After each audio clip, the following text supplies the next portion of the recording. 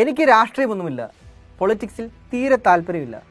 രാഷ്ട്രീയം ആളുകളെ പറ്റിക്കും. കോളേജ് പിള്ളേർക്ക് എന്തിനാ പൊളിറ്റിക്സ്? പഠിക്കാൻ പോയാൽ പഠിക്കണം, അല്ലാതെ രാഷ്ട്രീയം കളിക്കാൻ പോകരുത്. ആര് ഭരിച്ചാലും ഇല്ലെങ്കിലും ഞാൻ പണിയെടുത്താൽ എനിക്ക് ജീവിക്കാം. മേൽ പറഞ്ഞ ഈ ഡയലോഗുകളെല്ലാം നാം നമ്മളുടെ നിത്യജീവിതത്തിൽ പലതവണ കേട്ടിട്ടുണ്ടാകും. പ്രത്യേകിച്ചും ഇലക്ഷൻ സമയമാകുമ്പോൾ പല യൂട്യൂബ് ചാനലുകളും മുഖ്യധാരാ മാധ്യമങ്ങളും ജനങ്ങളുടെ അഭിപ്രായം അറിയാൻ ഇറങ്ങുന്ന സമയത്ത് പലരും വളരെ കൂളായി ഒരു മാസ് പരിവേഷത്തോടു കൂടി പറയുന്ന ഒരു ഡയലോഗാണിത്. പത്രം വായിക്കാതിരിക്കാൻ, വാർത്തകൾ അറിയാതിരിക്കാൻ, വോട്ട് ചെയ്യാതിരിക്കാൻ, അങ്ങനെ പല പല കാരണങ്ങളും ഇത്തരക്കാരുടെ അരാഷ്ട്രീയവാദങ്ങൾക്കുണ്ട്. എന്താണ് രാഷ്ട്രീയം, അല്ലെങ്കിൽ എന്തിനാണ് രാഷ്ട്രീയം എന്നുള്ള തിരിച്ചറിവില്ലാത്തത് കൊണ്ട് മാത്രമാണ് ഒരു വ്യക്തിക്ക് ഇത്തരത്തിൽ വാദങ്ങൾ നിരത്താൻ സാധിക്കുന്നത്. രാഷ്ട്രീയ പ്രവർത്തനത്തെ മാത്രമല്ല രാഷ്ട്രീയം എന്ന വാക്കുകൊണ്ട് അർത്ഥമാക്കുന്നത് എന്നാണ് പ്രാഥമികമായി മനസ്സിലാക്കേണ്ട ഒരു സംഗതി. നാം കഴിക്കുന്ന ഭക്ഷണം, ധരിക്കുന്ന വസ്ത്രങ്ങൾ, ചെയ്യുന്ന തൊഴിൽ, താമസിക്കുന്ന സ്ഥലം, ശ്വസിക്കുന്ന വായു തുടങ്ങി നമ്മൾ ഓരോരുത്തരുടെയും മതവും ജാതിയും ലിംഗഭേദവും നിറവും അങ്ങനെ എല്ലാത്തിലും രാഷ്ട്രീയമുണ്ട്. രാഷ്ട്രീയക്കാർ അഥവാ പൊളിറ്റീഷ്യൻസ് ഇവർ ജനങ്ങളെ വഞ്ചിക്കുന്നവരാണ്, അല്ലെങ്കിൽ അവരെ കൊള്ളയടിക്കാൻ വേണ്ടി മാത്രം നടക്കുന്നവരാണ് എന്നതാണ് അരാഷ്ട്രീയ സമൂഹത്തിന്റെ പൊതുധാരണ. അതുകൊണ്ട് തന്നെ ഇവർ വിദ്യാർത്ഥി രാഷ്ട്രീയത്തിനും എതിരായിരിക്കും. അനേകം അക്രമ സംഭവങ്ങളുടെ പേരിൽ വിദ്യാർത്ഥി രാഷ്ട്രീയത്തെ കലാലയത്തിൽ നിന്ന് തന്നെ തുടച്ചു നീക്കണം എന്ന വാദവുമായി ഒരു കൂട്ടം ആളുകൾ മുൻപോട്ട് വരികയും ഇതിനെതിരെ വിദ്യാർത്ഥികൾ നടത്തിയ സമരങ്ങളെയൊക്കെ തന്നെ കലാലയങ്ങളിൽ നിന്ന് ഹൈക്കോടതി വിലക്കുക വരെ ചെയ്ത സംഭവങ്ങൾക്ക് നാം ഓരോരുത്തരും സാക്ഷികളാണ്. ഒരു വിദ്യാർത്ഥി താൻ പൊളിറ്റിക്കൽ അല്ല എന്ന് പറയുന്നത് താൻ അനുഭവിക്കുന്ന പ്രിവിലേജുകൾ അയാളെ അന്ധനാക്കുന്നത് കൊണ്ടാണെന്ന് മനസ്സിലാക്കി കൊടുക്കാൻ പലപ്പോഴും അവന്റെ ചുറ്റുമുള്ളവർക്ക് സാധിക്കാതെ പോകുന്നുണ്ട്. കാരണം നാളെയുടെ പൗരന്മാരായവർ രാഷ്ട്രീയ ബോധമില്ലാതെ ജനാധിപത്യ ഉത്തരവാദിത്തങ്ങൾ മറന്ന് ജീവിക്കുകയാണ്. ഇവർ രാഷ്ട്രീയത്തോടും രാഷ്ട്രീയക്കാരോടുമുള്ള വിദ്വേഷം മൂലം പ്രതിഷേധാത്മകമായി ഞാൻ ആർക്കും വോട്ട് ചെയ്യില്ല എന്ന് വാദിച്ച് ജനാധിപത്യത്തോട് ദ്രോഹം ചെയ്യുന്നു.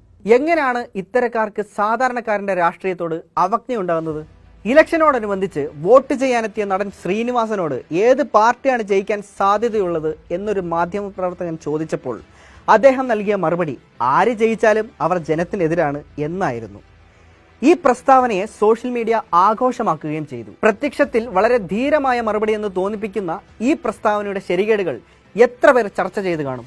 ഇന്നത്തെ ഈ നാടിന്റെ സാമൂഹ്യ നിർമ്മിതിക്ക് തന്നെ അടിസ്ഥാനം രാഷ്ട്രീയ പ്രവർത്തനത്തിനിറങ്ങിയ ഒരു കൂട്ടം ആളുകളാണെന്നും ഇതേ രാഷ്ട്രീയത്തിന്റെ പേരിൽ കൊല്ലപ്പെട്ട രക്തസാക്ഷികളാണെന്നും അവർ നടത്തിയ തീപ്പൊരി സമരങ്ങളാണെന്നും തങ്ങളുടെ അവകാശങ്ങൾക്ക് വേണ്ടി പോരാടിയ ഈ നാട്ടിലെ രാഷ്ട്രീയക്കാരും അവരുടെ രാഷ്ട്രീയവുമാണെന്നും ഒരൊറ്റ അരാഷ്ട്രീയ പ്രസ്താവനയിലൂടെ മറന്നു കളയുകയാണ് നടൻ ശ്രീനിവാസൻ. പുതിയ തലമുറയിലെ പിള്ളേര് രാഷ്ട്രീയം പറയില്ല, അവർ മൊത്തത്തിൽ ചില്ല് പവർ മൂടായിരിക്കും എന്ന് പറയുന്ന തരത്തിൽ ഒരു കൂട്ടം ചെറുപ്പക്കാരെ തലതിരിച്ചു വിടാൻ ഇത്തരക്കാർക്ക് സാധിക്കുന്നു.